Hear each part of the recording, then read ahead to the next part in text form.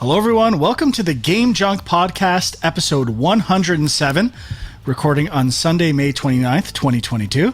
My name is Frank. My name is Sean. And my name is Andrew.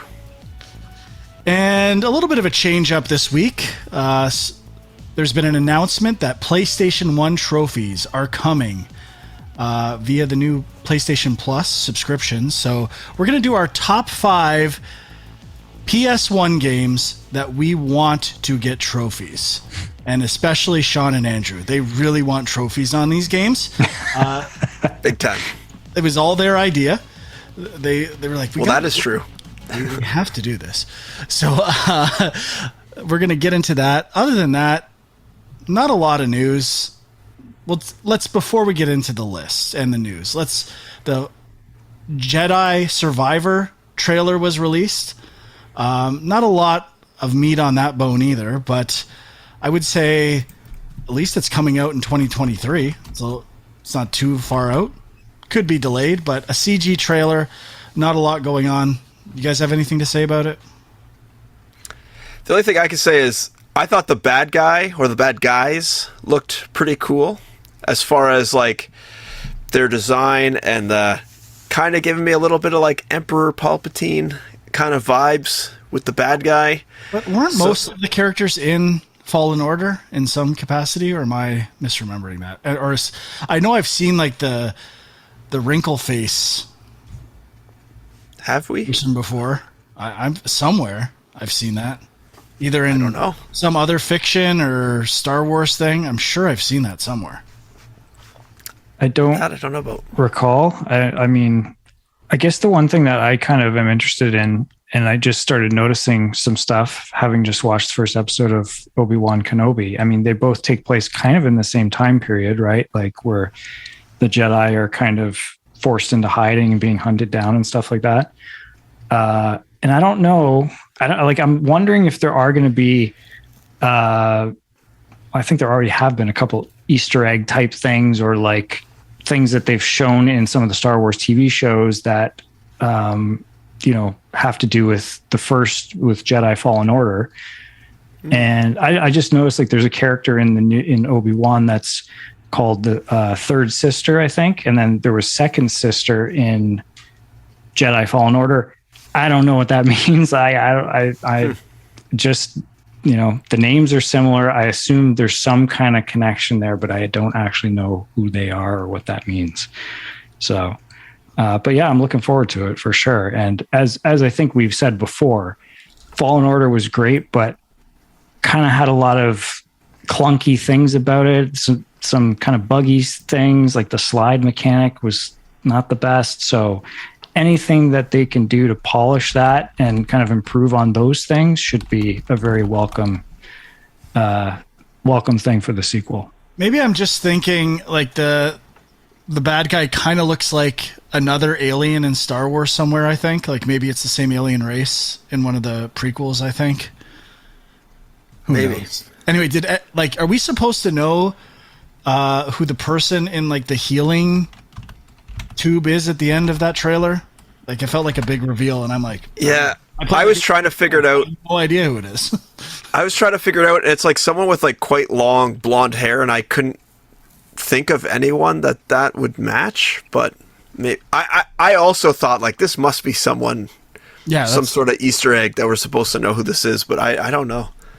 Yeah, it felt like, wow, this is a big deal, and I have no idea why. But I was just, it did look great. Like it is CG, so it's got great lighting. The ship looked really good, the interiors, but it means nothing at this point. So let's not dwell on it too much. The biggest news going on these days is PlayStation Plus, which is bringing PlayStation 1 games at a certain tier. I think PlayStation Plus has launched, the tiered subscription system has launched in Asia, I believe. There's been kind of mixed feelings and reports coming out of its success and, how good it is.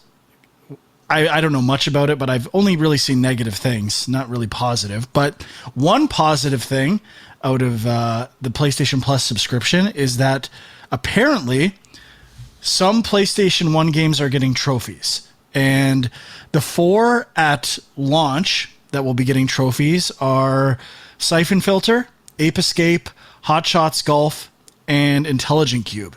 And before we recorded, I looked at the trophy lists. They seem very reasonable. Seems like it might be some easy plats to get people on board with the PlayStation Plus, which I am in complete favor of. I love this. But we're not going to get into that much. I know I'll be trying it at some point. I'll pick up for the first month and see what's going on. But everyone's talking about, if PlayStation 1 games are getting trophies, which games do you want to get trophies? So we're going to do our top 5 PlayStation 1 games we would like to see get trophy support. And I guess it's worth saying, Sony has said it's not a requirement for PlayStation 1 games, if they're on PlayStation Plus, to have trophies. It's up to the developer. So I don't know what that means. Like third-party games that are going to come to this service, what are the odds a developer is going to go and add that support? I remember a few years ago seeing, why can't I think of the word? For inventions. What do you apply? Patents for like systems for interfacing with older games for that stuff. So maybe they've made it easy for other developers to incorporate trophies into games, but I'm not holding my hopes out too much for third-party games, but that's not part of this list. All the games that are coming out to start are PlayStation-produced games, which have trophies. But for this list, 5 games that we want to get trophy support. I think in Sean's case, it's also like you just want to play these games for the first time. Yeah, well, so this was a tricky one because I think, as we've discussed previously, never owned a PS1. Not like this was kind of a generation of games. Like I was probably my most out of gaming during this era. And so I kind of, obviously punk rock or yeah, exactly. So, I mean, there's obviously PS1 games I've heard of over the years that, are classics or cult classics that I've been kind of interested in.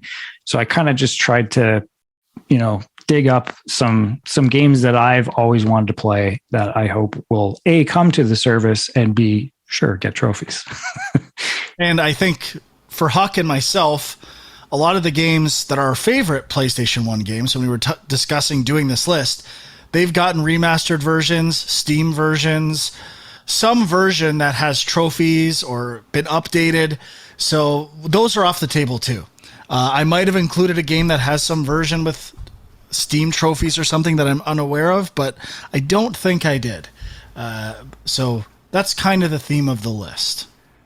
One thing I noticed just from reading an article, which kind of has thrown a wrench in my list, is that it's also PSP games, not just PS1 games that are coming that will have trophy support. We're not doing that. We're only doing PS1 games. If you want to do a PSP list next time, we can. All right, I'll save. Although there's a state of play next week, so I'll save these bad boys for another show. Then content next week. So punt those PSP games the fuck out of here. You won't have it. Okay, sounds good. Absolutely I'm on board. No PSP on this list, but that would be cool too. And now is there even a game I liked on PSP? There was a lot I bought and didn't play. I could tell you one game that I think jumps right out to mind that I think you would love to play. Should I spoil it? Spoiler? Dude, just give it to me, man. Patapon. I've played Patapon, didn't love it, and there is a PlayStation 5 remaster of Patapon and Patapon. Oh, is there? PlayStation 4, pardon me. Oh, okay. Well, never mind then. Yeah, fuck Patapon. I'm working blue today, working blue haze. All right, let's get into it. Our top 5s. Who would like to go with their number 5 first? I could start. I'll kick it off with a game that I believe came up a couple shows ago, Valkyrie Profile, which is, I believe we talked about it. It's kind of like Indivisible. And I think Indivisible used this game as a inspiration, I guess, for the combat system. And I've never beaten it. I've played it multiple times, always get stuck. And one of these days I would like to just go and and play through this thing. And if this had trophies, it would possibly entice me to play through it. It looks. I love that system, the button mapping system in Indivisible. And if anything, I thought they didn't do a great job with it. It was okay, but I thought there was a lot of potential there. So I might pop on this one too. There's a lot. I was looking up like underrated PlayStation 1 games and stuff for this list that I might have forgotten about. And there's a ton of PlayStation 1 games I'd love to revisit now that I'm not a snob and just like whatever. Now that I know that like video game journalism and reviews are a complete sham, I would like look at EGN and be, oh, it's got 7s. That means it's not good. I can't play it or rent it or do anything.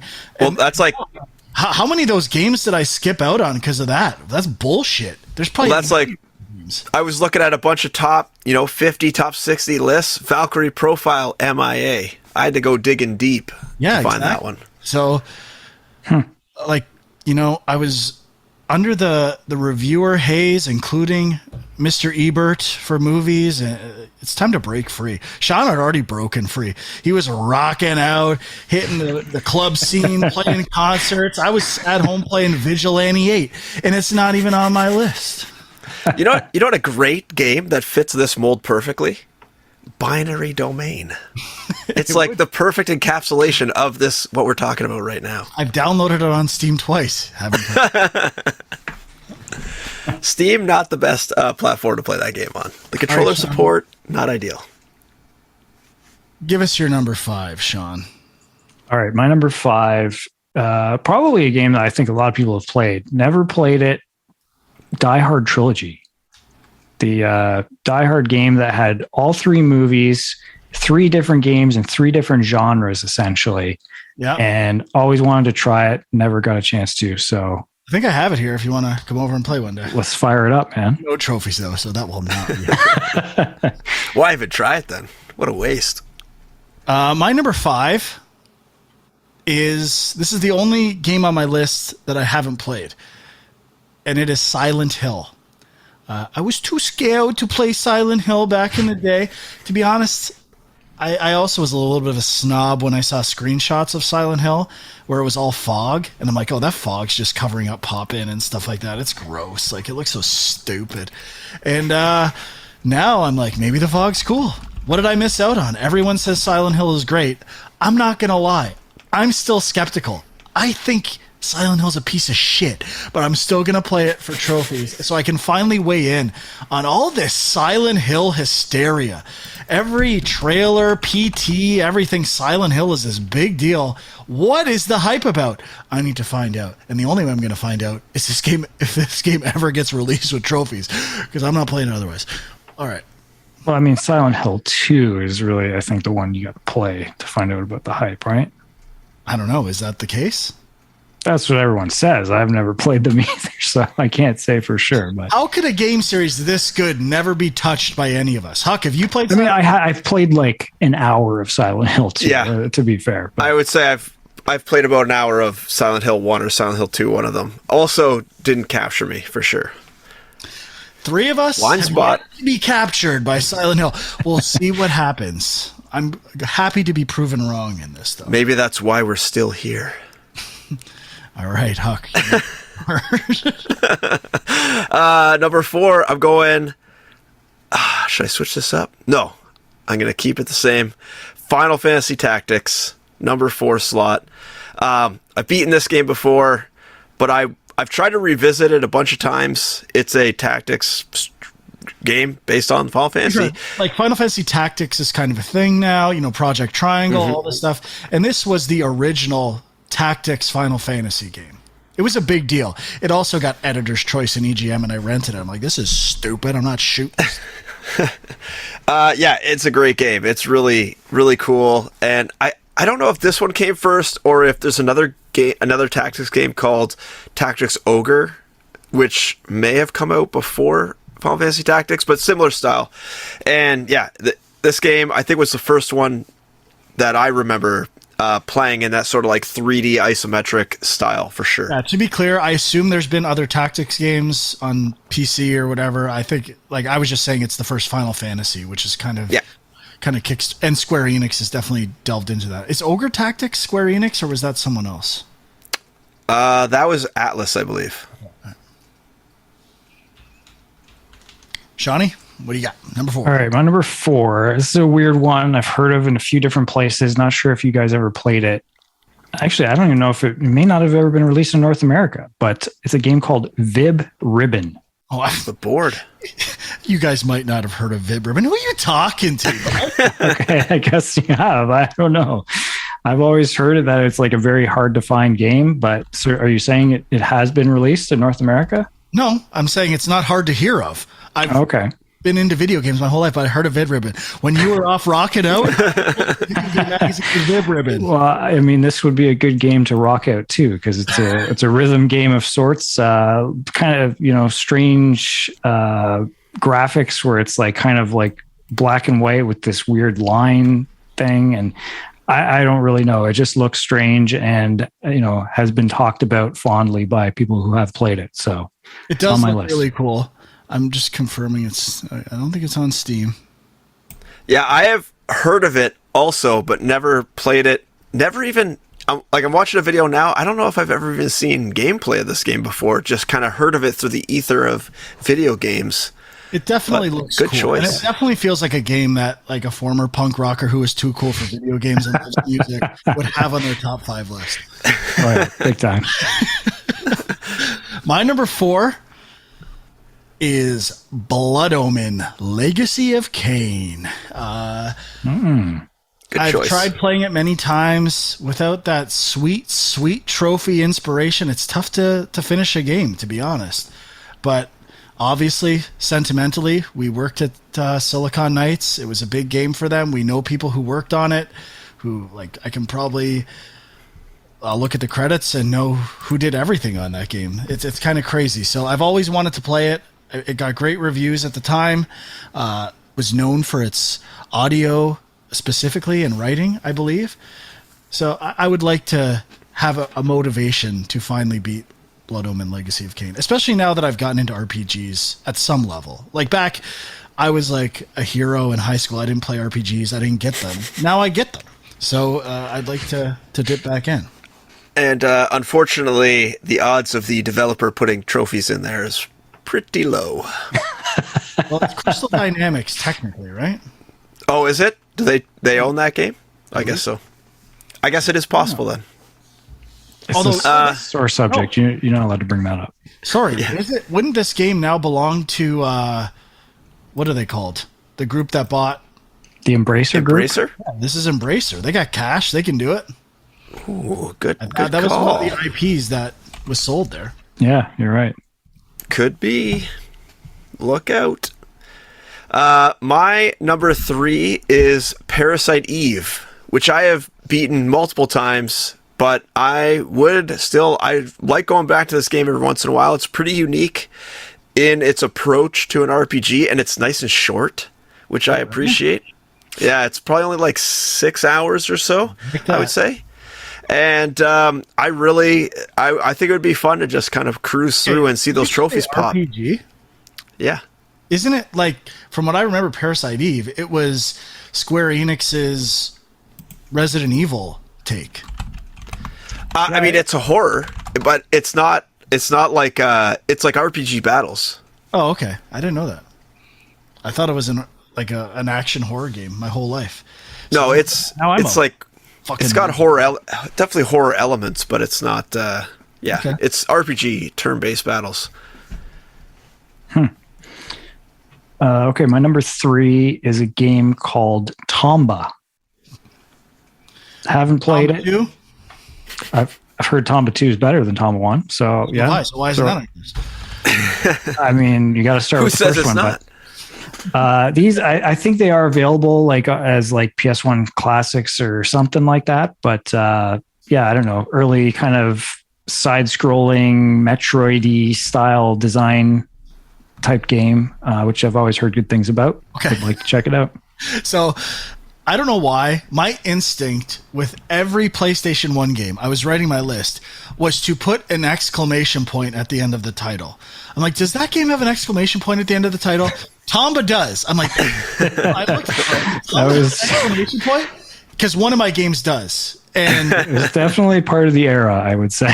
putting it on more stuff, and I was like, why do I want to put? And then the one time I checked, it does have an exclamation point. Tomba does require an exclamation point, which is cool.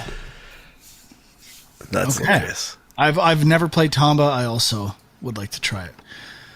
My number three is not going to be on anyone else's list in the world, except for maybe Clint Mansell, the composer, who was in the band Pop Will Eat Itself, which did the music for this game, Loaded. A top-down shooter. It's not great, but I remember loving the tunes. I generally liked it. Loaded. It was like ultra violent. It was basically a top-down Doom. Like you would get colored key cards, and it would be awesome if they had twin stick support for it too. Because when it first came out, it didn't have that. It would be pretty cool. But I wouldn't even say I loved Loaded to my recollection. I don't know if I ever beat it, but it's a game that I would like to revisit. I have never heard of that game. I feel like I've heard of it, but maybe Frank has mentioned it before. I don't know. Perhaps. Game? No. I'm looking at screenshots. That doesn't ring any sort of bell at all. No one has Blood Factory in Japan. So Blood Factory. Now that's a name. It made it to PlayStation Greatest Hits. It had a sequel. I've got the long box and Greatest Hits version behind me. Wow. Didn't take to Reloaded, though. Didn't take to it. My number 2 is Vagrant Story, which is a game I have started and stopped probably 5 times and have never beaten. So that is one game that's at the top of the list as I need to beat one of these days. Very, very famous game. yeah, I've heard of that one. I've never played it, but it sounds intriguing. Frank, I just noticed I was reading more about Loaded. Looks like one of the playable characters is named Fwank. Fwank. I don't remember that. Nice. Fwank is a man donning a bank bag over his face with the bag painted, making him resemble a clown. Nice. Cool. Flank. All right, my number 2 is MDK, which I think I've played. I don't know if I played a bit of this one or MDK 2. One of them I played a bit on Dreamcast, and That was MDK 2. okay. And I think BioWare did part 2. I don't know if they did part 1, but anyway, Wasn't the first MDK like Shiny, the Earthworm Jim team? Because it was like super hyped. Yes, you're correct. Crushing it. But third person kind of action games with some interesting mechanics, and I don't know, I just remember it being hailed as a game that was a bit ahead of its time, and would like to see, that's not how I remember it. I remember it as being like hyped to insane levels because it was the creators of Earthworm Jim, and I don't know what kind of cheddar Shiny was dishing out to these video game review magazines, because Earthworm Jim is not that good. It was like the games they would talk about constantly. I'm looking at screenshots from MDK, and one of the cool things I think is like kind of this zoom sniper thing where you could zoom in. Mm-hmm. That looks kind of neat, but I think it was extremely hyped up and a flop in that regard. But I honestly can't vouch if it's for its quality. I was looking before. I do have a copy here. If you want to come over and play, Sean, you're welcome to. Perfect. The only thing I recognize about this game is the cover, and I always remember thinking it was like a ripoff of an Alien from like the movie Aliens. Kind of a ripoff of Alien meets Silent Hill. Like I don't even know Silent Hill. Like Triangle Head or some shit. Yeah. Pyramid Head. Pyramid Head? With Dr. Octopus vibes, I guess, because apparently it's got things coming out of his back. But yeah, I'm looking at gameplay video. I don't think I've ever encountered this game. Ever. It's weird.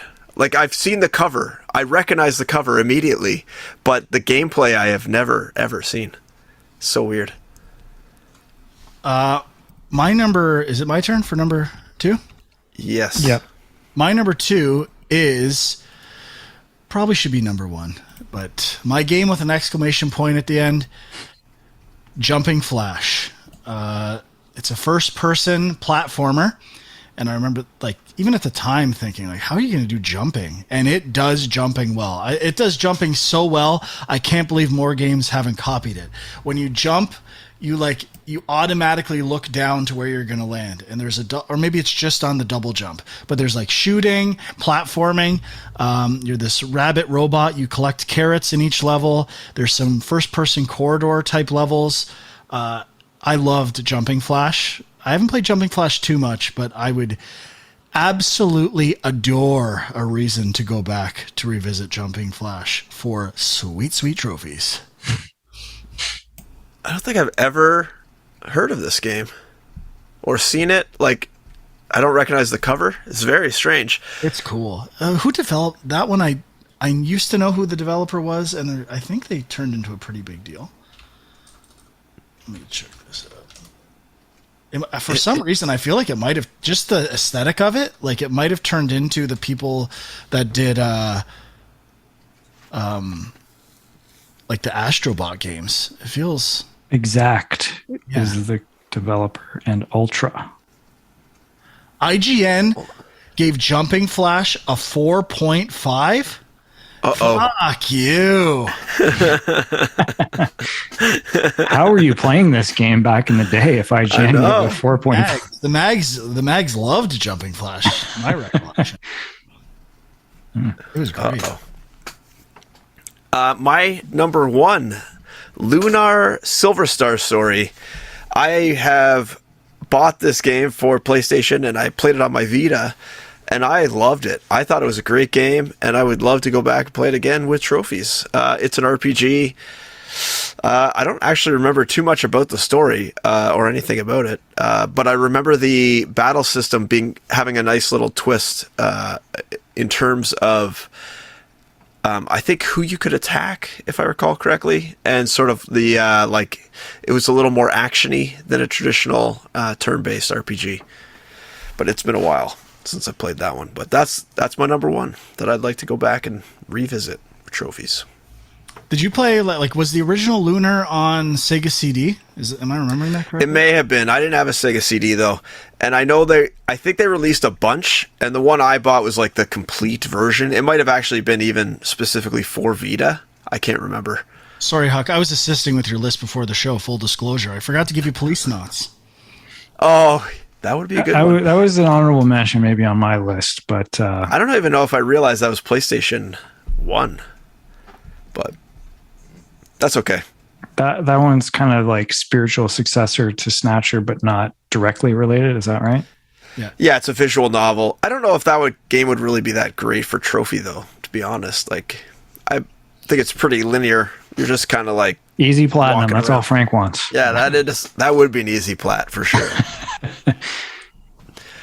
Just got to remember to... developer support, like, Kojima games are really annoying with their... platinums and trophies typically. And if it's a Kojima game, you gotta... I'm sure there'll be some trophies related to... What was that?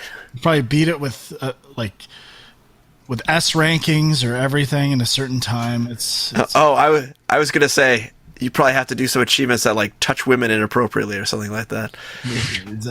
Does that happen in Kojima games? I don't know. He always has like gigantic breasted women that like have their boobs right in the camera for some reason. That's a good point. I don't know. I don't think it's just Kojima. I think it's all video games from this era. Yeah, I guess that's true. Okay, my number 1 was also on Frank's list, Blood Omen Legacy of Kain. Always wanted to play it. Had the PS1 Classic, but didn't get very far with it. I'll also throw in as a little bit of a tie-in, like Soul Reaver. Never played that either. Always heard that was pretty good. And, it was not... it was a game not to be spoken of at Silicon Knights, but, I think both I'd be interested in. So hopefully. Nice. And I believe Soul Reaver was written by Amy Hennig, Yeah. if I recall. Yep. Okay, my number 1 is lame, but I don't care. And, you know, he's got difficult trophies. I don't care. Hideo Kojima's Metal Gear Solid. Boring answer, I know. But I've been looking for reasons to replay the first Metal Gear. And while every other Metal Gear has 30 versions, HD remasters, the only way you can really play Metal Gear 1 and get trophies is by playing the flashback sequence in Metal Gear 4. And that's just not going to cut it. I still think it's the best Metal Gear game. It's my favorite, I think. And I would love to go back and revisit it. The sweet, sweet boss fights. And it's the game with exclamation points in the game. What is it with exclamation points in this console? Yeah, that's weird. Well, they couldn't go ahead and put super in front of every game title, so they had to do something else. Yeah, it's something. Anyway, I my honorable mention list could be huge. Like, I've never played Dino Crisis, Parasite Eve, Vagrant Story, Suikoden, Tekken I used to love. I mean, there's other Tekkens I could play now, but I'd still like to go back to the first one. I was close to putting the Suikoden games on my list, but just the thought of trying to collect all 108 characters in that game to get a plat would kill me. So there's no way. Just use a guide, bud. No problem. No, not happening. Yeah, I almost put this game Alundra on my list. Have you guys heard of that? Yeah, it's like an action-y RPG, I think. I heard of it. Like, seems like it's got a lot of comparisons to Zelda, so I'm kind of curious about that, but I really don't know anything about it. And got to give a mention to LSD Dream Emulator, which is one of the weirder games I've ever heard of. So it's got to come at some point. Yeah, Alundra looks definitely. You got that one on your back shelf there, Frank?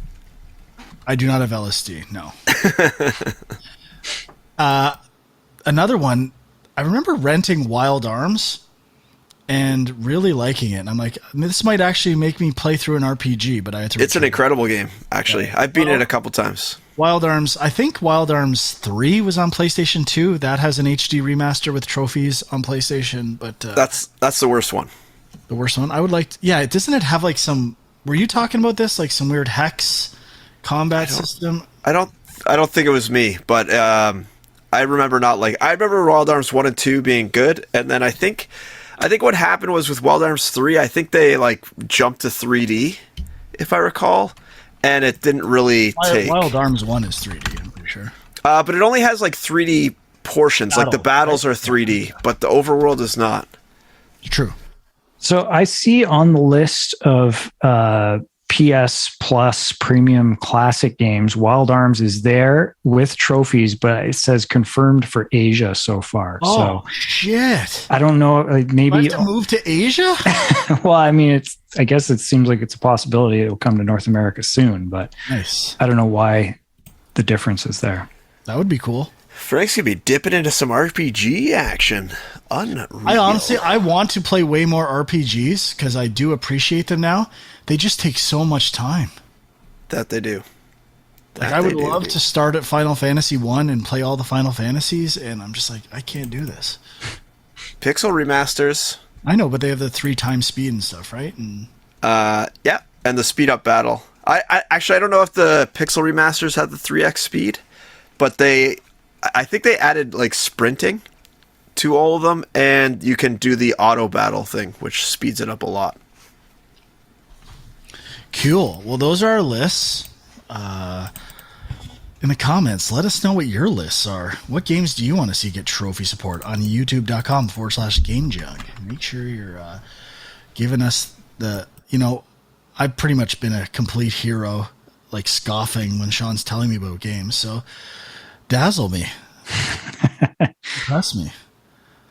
What about Wild 9? That was shiny too, wasn't it? That was another completely overhyped game, Wild 9.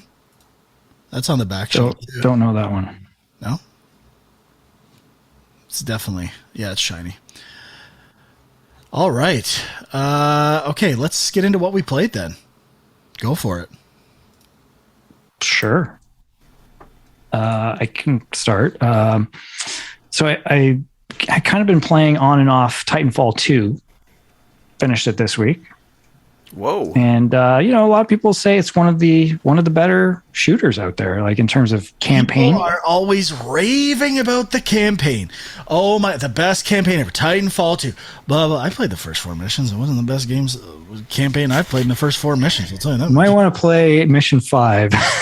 I mean, I think it gets substantially more interesting about halfway through, but it is weird because there's a couple cool mechanics they introduce about halfway through, but they're kind of like there's one level and then they're done from what I can recall. Like I think maybe they carry over a little bit, but they're not used that much, which I'm a little surprised about. But I just think, it's a very, I mean, obviously like the first game was multiplayer only, right? And it was, if you don't know Titanfall, it's a first-person shooter, but you also have mechs. So you're a pilot of a mech, but you can get out and shoot as well. And you can, as a pilot on your feet, you can kind of like run on walls and stuff like that. And then when you get in the mech, there's different loadouts for the mechs, and they kind of, I thought the feel of being a person running around versus being in the mech, like they both felt unique and cool, and all the guns were super satisfying. And there's just enough interesting twists and mechanics being introduced throughout. And it's a pretty short campaign. Like it's probably maybe 8 hours, maybe less than that. I don't know, but nothing wrong with that. Yeah, I was actually, pretty big fan. I mean, I don't know if I would say it's the ultimate all-time best shooter campaign, but it's in the conversation for sure. Yeah, I don't know if I've ever tried Titanfall 2. I think I played Titanfall 1 a little bit. Or was Titanfall 1 the one that was just online? Yeah, it was just multiplayer. Oh, okay. And then when they did 2, they added the campaign. Okay, so maybe I did do some of 2. Yeah, never really grabbed me. I could go next. I played a game. I think, Sean, you've played this game. It's a game called Huntdown. And it is a 2D side-scrolling shooter. I would kind of like Contra, I guess, would be the best comparison. But I love the polish. I didn't realize how polished this game was. It kind of reminds you of playing Contra, but set in like an 80s action movie, almost like, the Terminator setting or something like that. And you basically play like a bounty hunter that goes out to, capture all these bounties in each stage, and you just kind of fight guys along the way. There's, they add different enemies, different weapon types as you go. So I've only played about the first 4 stages or so of one of the characters. I don't know if there's like 3 different characters. I don't know if they have different stages for each character, but the polish level is unreal for this game. I don't know. Have either of you guys tried this game? Is that on Game Pass? No, I bought it on Steam a while ago. It was on sale, and I grabbed it. And I just started playing it a couple days ago, and I'm really liking it.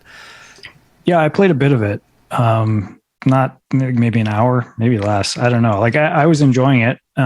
It does have co-op, which could definitely add something to it. But I would say it kind of reminded me a bit of like Far Cry, Blood Dragon, like that kind of 80s action movie kind of sense of humor about it and stuff. Art seems to me like it's drawing from Broforce to some degree, which a little bit.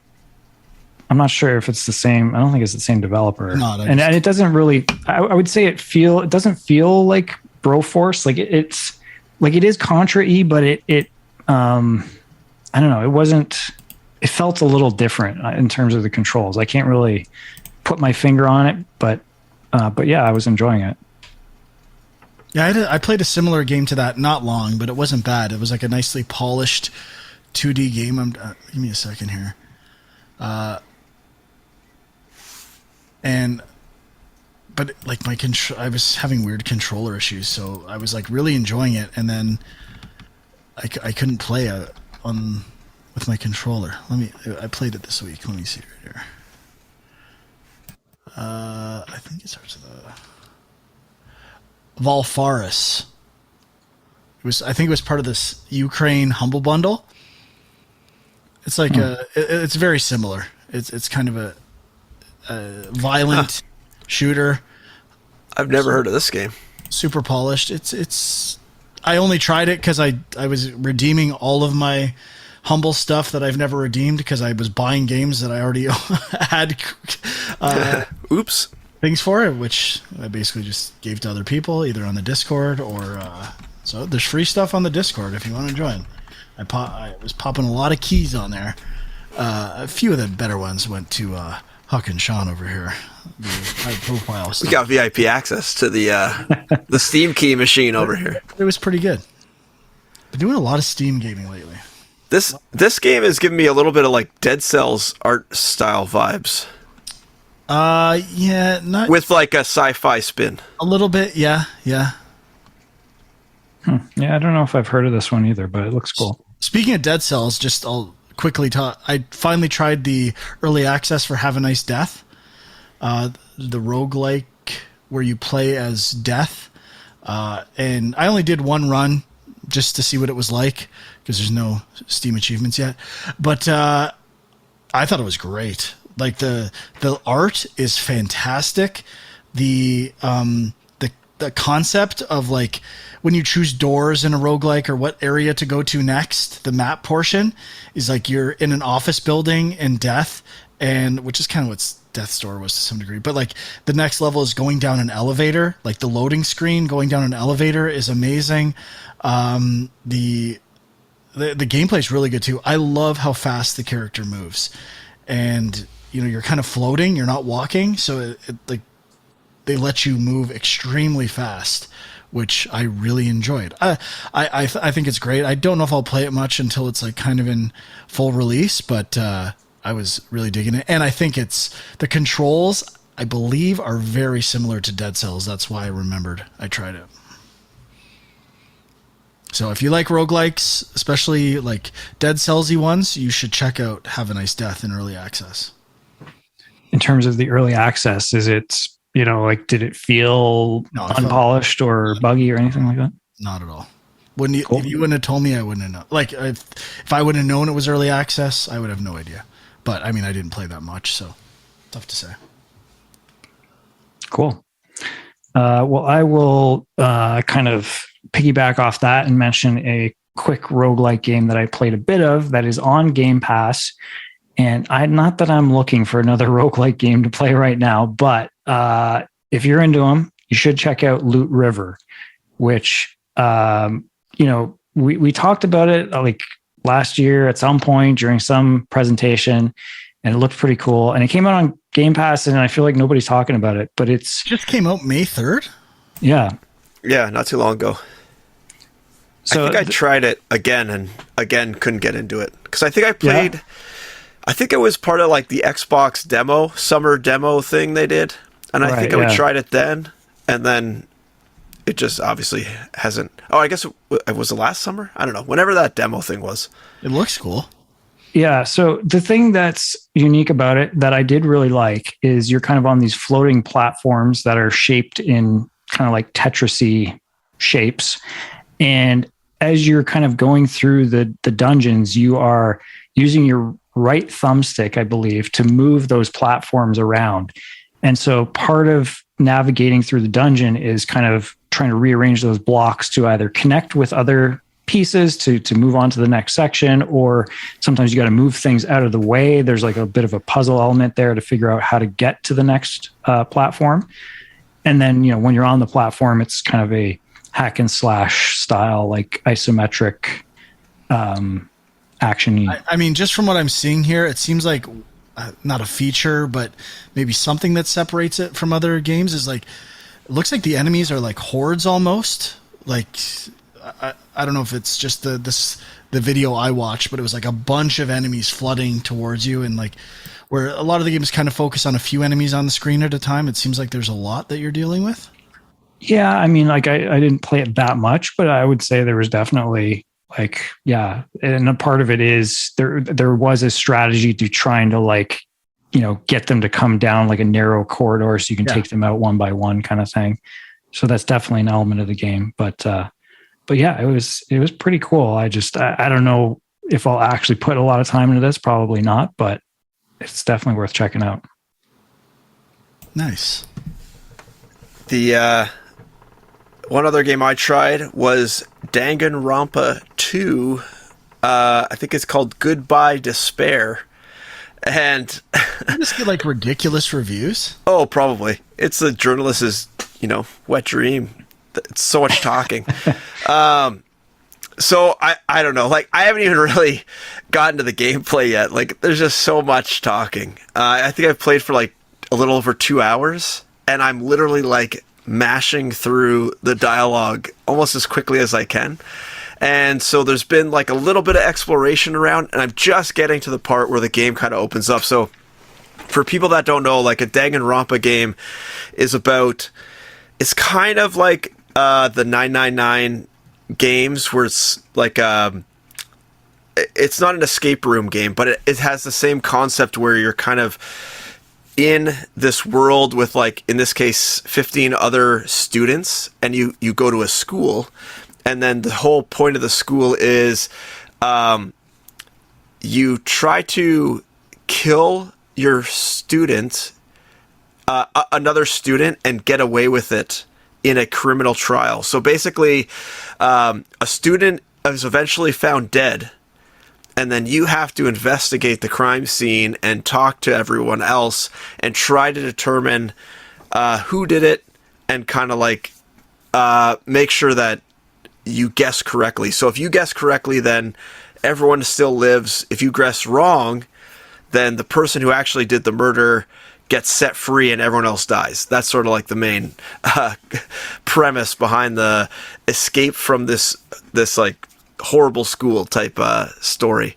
And so it's basically just like this weird sort of like super out there Japanese detective-y game where you have to like solve clues and talk to people, and the characters are all like very unique and very memorable, which is, I think, the big draw for the game. Each character gets kind of like an archetype. So in the first game, it was kind of traditional, kind of like school things, like I'm the best at math, I'm the best at science stuff. And in this one, it's a little stranger. There's like they call it like the ultimate chef, the ultimate photographer, the ultimate princess. There's like all these different roles that the characters have, and like you can't really remember their names, but you could very easily remember their, I guess, trait or whatever based on kind of like what they look like. It's just very memorable how the characters are designed. So I really am liking it, even though I haven't really even gotten to the game yet. So I'm gonna keep playing it though, and hopefully actually get to a gameplay portion. Yeah, I mean, that's like the thing that What's that? Sounds rough. Well, it's like I want to try more of these games, but that is always the problem for me. Is it's like I'm fine with text and dialogue, but like when it's like too much of it, and then I get bored. So it's like if you could just kind of condense that stuff a bit more, then I would be on board. It's on par with like the amount of text, I would say, is on par with like a Paper Mario bullshit level, where there's just like so much fluff. At least like this stuff is more like trying to give the characters personality, I think, and it works to a certain extent, but there's just so much of it. Whereas in the Paper Mario games, I just don't even understand why they have most of the text they have.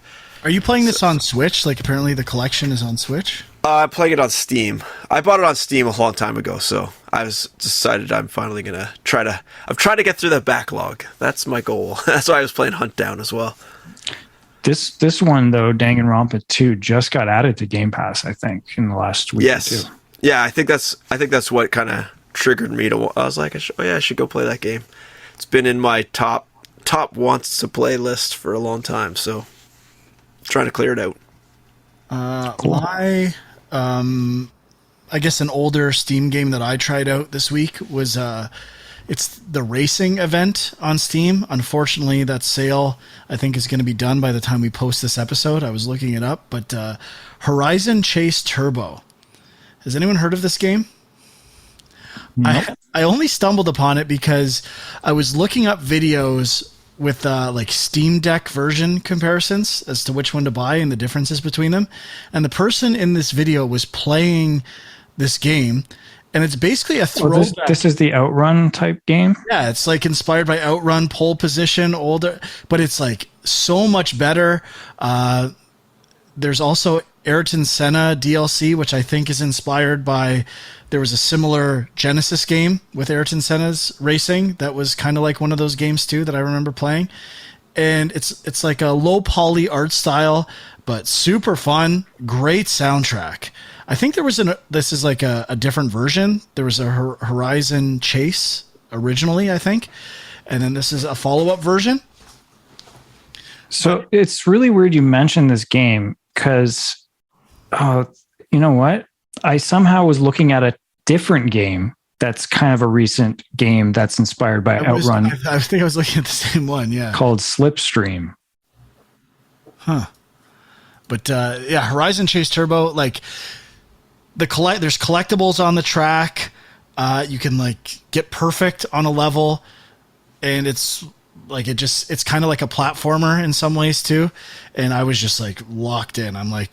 I did the whole rookie campaign, and I was like, oh, I'll do one more race and then stop. But I kept playing, kept getting perfect on the first, I think it's California level in the main campaign. And if you are like kind of into old Mario Kart or like those arcade racer games, it is a lot of fun. I think it's on every platform at this point. I looked it up, but it really reminds me of like Top Gear. Yeah, did you guys play Top Gear?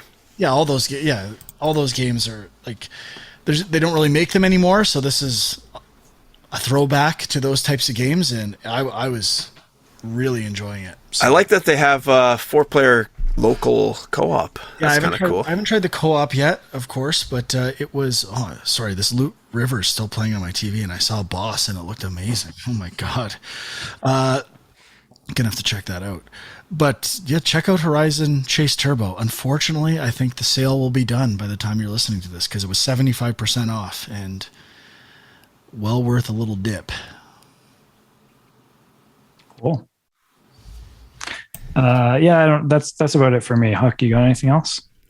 The only thing, the last thing I played was I fired up Zone of the Enders HD, which episode every game. I know. I had never played it before, and I installed it. I don't know, like 2 years ago on my Xbox, and I was like, Kojima game we didn't mention in this episode. Maybe not. The franchise he's worked on. Death Stranding. Death Stranding. Yeah. Now we've done it. So that game, I played it. It's basically like a mech shooting game, and with a bunch of story.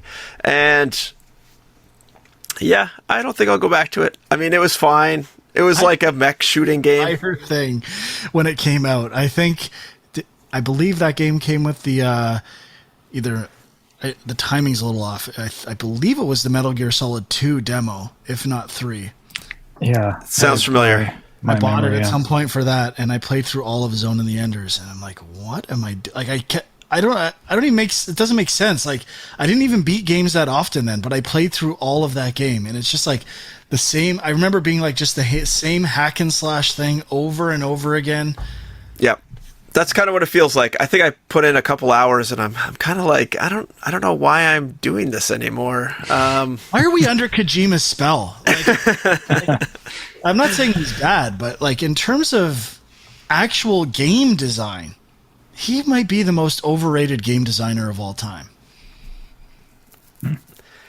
Well, he's like an auteur video game movie guy. I totally appreciate his like trying to push video games to another level, doing weird stuff. Like Death Stranding has things I love, and there's little touches in like the little touches in his games are amazing. But in terms of actual game design, like I think the most fundamentally well-designed game that has all the quirks that add to the design is Metal Gear Solid, right? Like the Psycho Mantis thing, switching your controller is a great idea.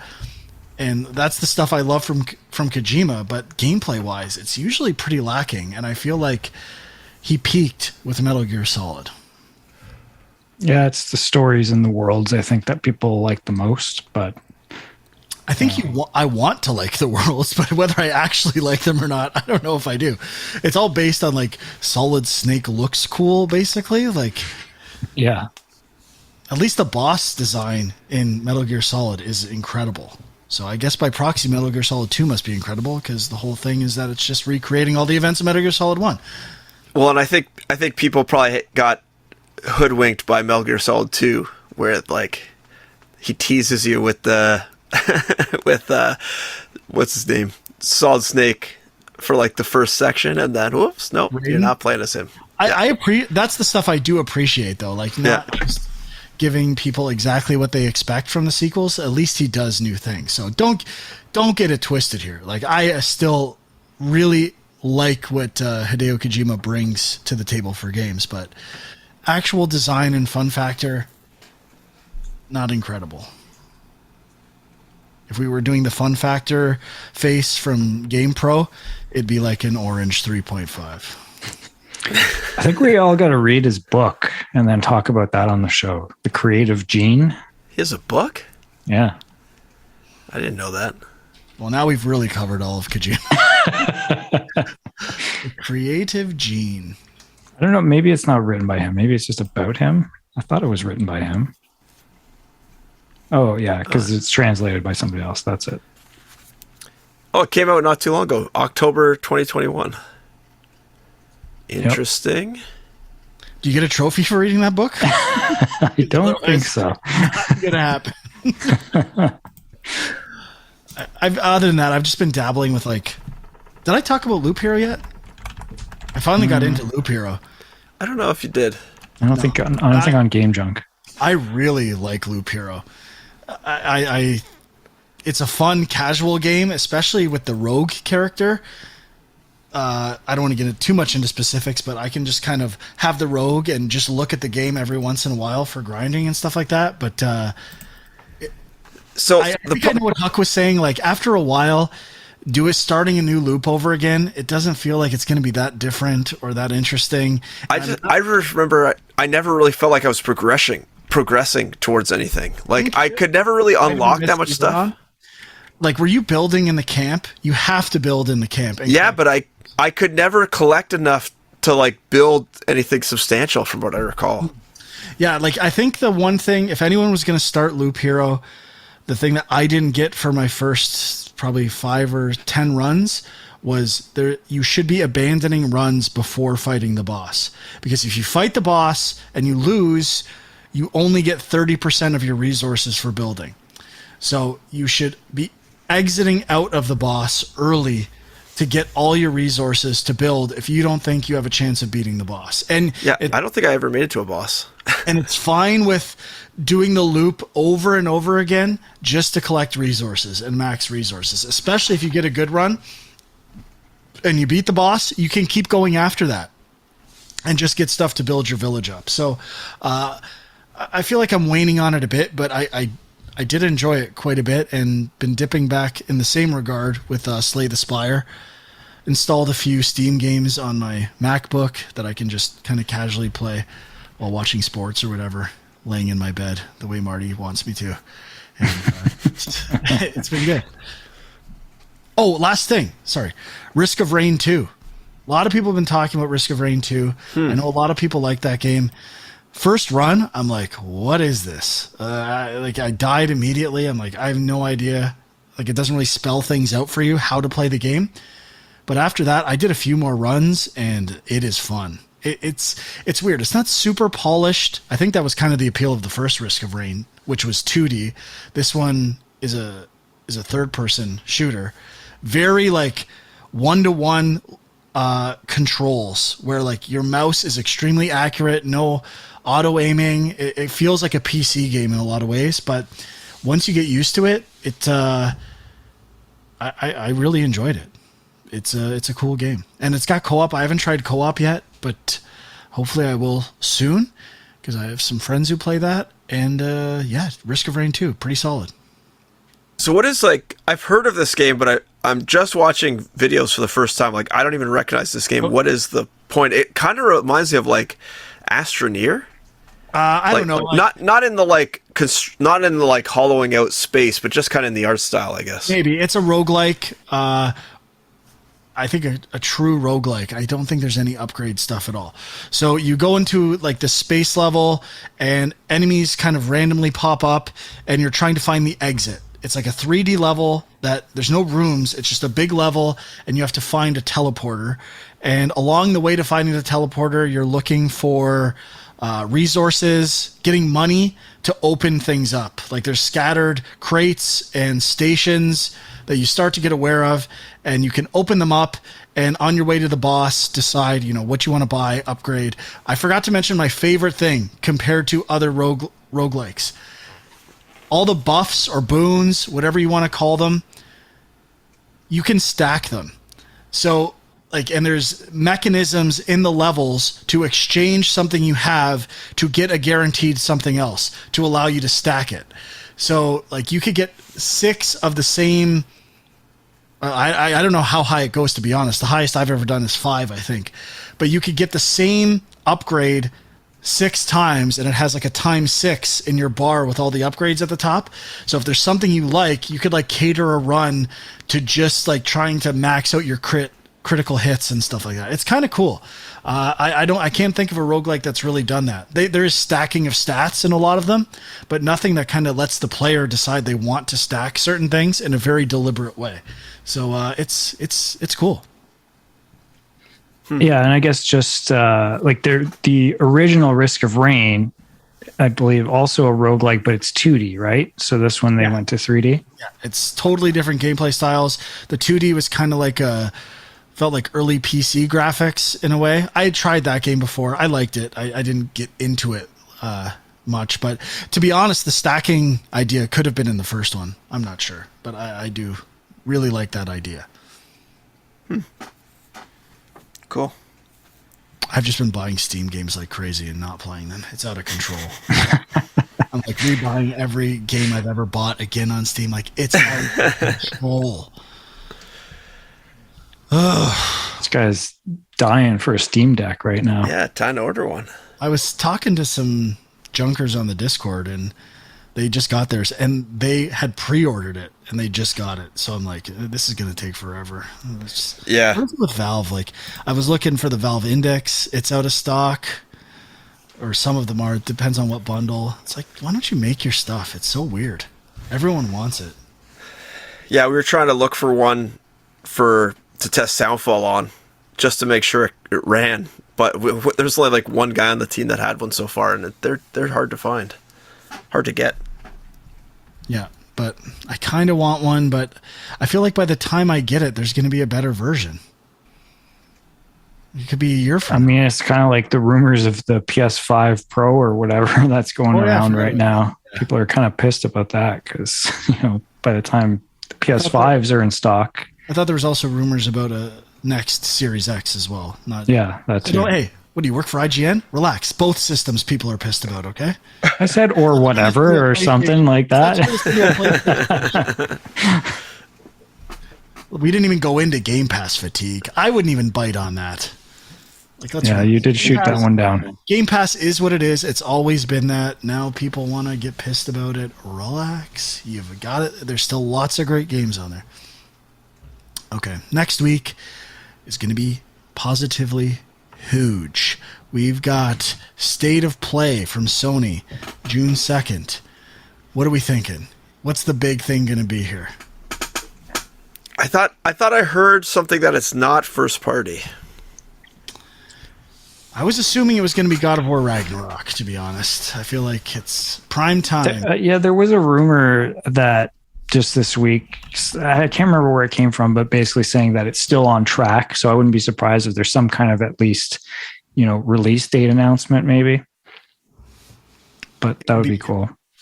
Really big for Sony. I'm hoping for Stray. I'm hoping that they officially release that, but who knows? Oh, apparently they have said it will have PSVR 2 new games. Ooh. I did see an article about that where they said that they've got 15 games lined up for launch or something like that of PSVR 2. PSVR 2 got to come out this year, right? It's just been... How long into a console can you wait to release this thing? Well, they might be waiting. They might be holding it back just because they have so few that like they're having trouble getting PS5s out into the wild. Okay, well, this is my theory. They're holding back PS5s to some degree, and all this stuff about a next PS5. They're figuring if people want these so bad, we're gonna bundle it with the VR and really like make them buy VR. We're gonna get the money on both the stuff that we can produce and the stuff that's a little slower to produce. Basically, every like Costco, EB, that's how they're selling PS5s right now. And it's kind of like what Ticketmaster did. Ticketmaster said, "Why are we letting people, resell tickets at higher value when the artists are finding like Ticketmaster should do this?" So now there's platinum seats, and it's basically jacking up prices for how good the seats are, which never used to be a thing. So if all these third-party sellers or retailers are going to do bundles, why shouldn't Sony bundle stuff themselves and make more money? That's coming, guaranteed. That's my prediction. It will be a Sony PSVR bundle edition coming out later this year, and potentially, like if there's a new version, it might be amped up for VR. Some extra processing or hard drive space, something like that. You heard it here first. A completely fictionalized idea. I've convinced myself in the last 4 minutes that this is what's happening. Here, going back to the state of play, here's a quote from the PlayStation blog. "Exciting reveals from our third-party partners, plus a sneak peek at several games in development for PSVR 2. So it does sound like PSVR 2 and non-first parties. So don't get too excited over there. Look, I never get excited for anything these days. Everything sucks. Okay, so that's it for today's episode. Like I said, check us out on youtube.com/GameJunk. If you're listening, leave some comments, subscribe, whatever you got to do. The Discord link is in there somewhere as well. It's a nice pace on the Game Junk Discord. Not too crazy. It's doable. And there's some free Steam keys on there right now. If you're, I don't know who's grabbed what. So there's a list of potentially shitty games to grab those Steam keys for. So go crazy. And Sean is Film Junk on Twitter. Andrew is My Angry Commute and Equilibrium Sys. And thanks for listening. Bye-bye.